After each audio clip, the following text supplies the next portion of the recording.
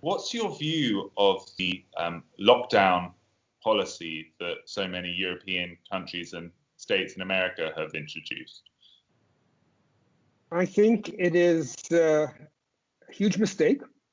For example, they found, as I understand, that children, even if they're infected, never infect adults.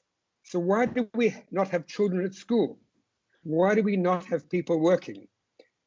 England, France, Italy, Sweden, Belgium, Holland are all reaching levels of saturation that are going to be very, very close to herd immunity. So basically, and I think that's a good thing. I think the policy of herd immunity is the right policy.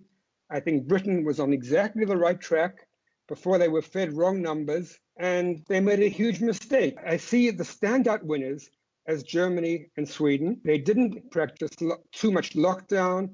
They got enough people sick to get some herd immunity. The standout losers are countries like Austria, Australia, Israel, that actually had very, very strict lockdown, but didn't have many cases. So they have damaged their economies, caused massive social damage, damaged the educational year of their children, but not obtained any herd immunity. I think in many ways, the European countries are fine. They didn't need to have the lockdown, but they will have all reached a high enough level of infection not to have to worry about further future attacks of coronavirus. The United States seems to be heading that way. They're certainly that way in New York City, but they still have a long way to go. What you're saying is that you believe success, as we are currently measuring it, which is as few cases as possible and as small a spread of the virus as possible, is actually failure.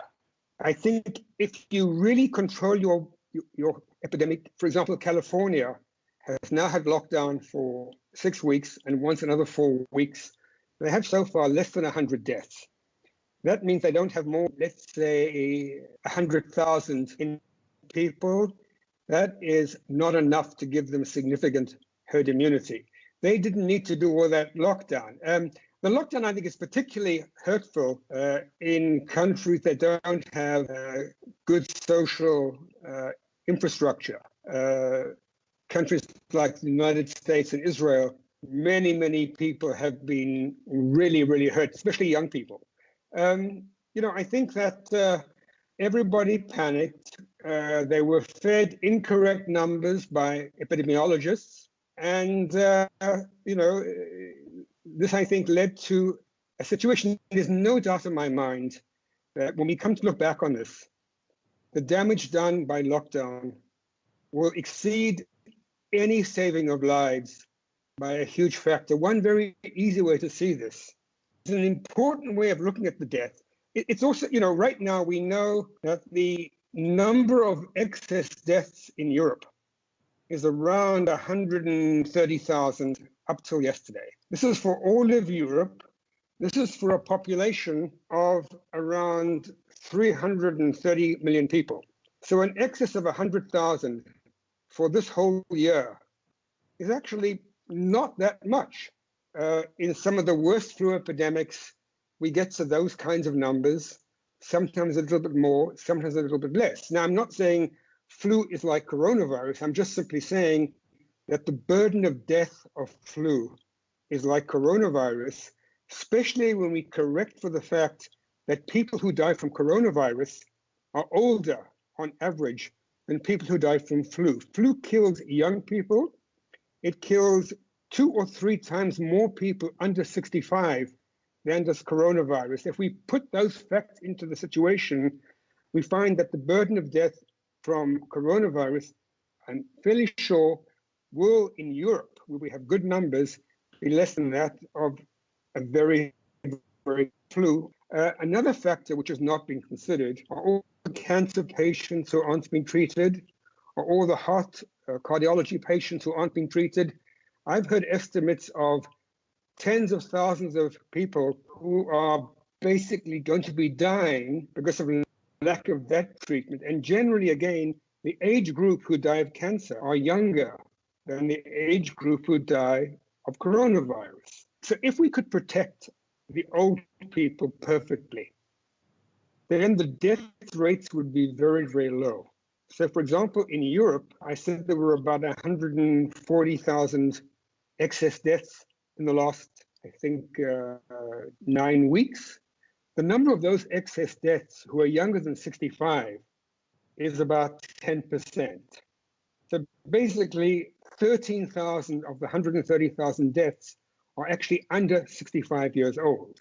So, and if we had simply been able to protect our elderly people, then the death rate would have been much, much less. Remember, the key thing is to have as much infection for as little possible death, and also do whatever you can to keep the hospitals full but not overflowing. It's a difficult calculation.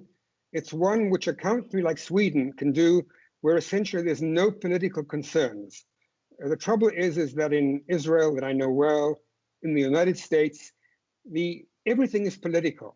And therefore, nobody could say something like this. They would say, but you're not valuing death. So the thing that should have been done is for the media to stress to people that every day somebody dies, and these people are essentially in the same age band who die from corona, have other comorbidities, they have other diseases. And I'm getting documents from Italy showing that many of the COVID deaths were either dead before they were tested, or else they had up to 3 other conditions. So there's nothing wrong with this. People die for all sorts of reasons, but the news should be stressing this, and maybe they should be counting it as a 0.1 COVID death. Countries seem to be racing to have as many COVID deaths as they could. And this is a huge mistake. In the flu season, no one cares about these people. I mean, the total number of COVID deaths in Europe will be very similar to a severe flu season. And, you know, this is serious. Flu is a serious disease, but maybe we should just shut down the economy during the flu season. I mean, we need people should have been made to understand it.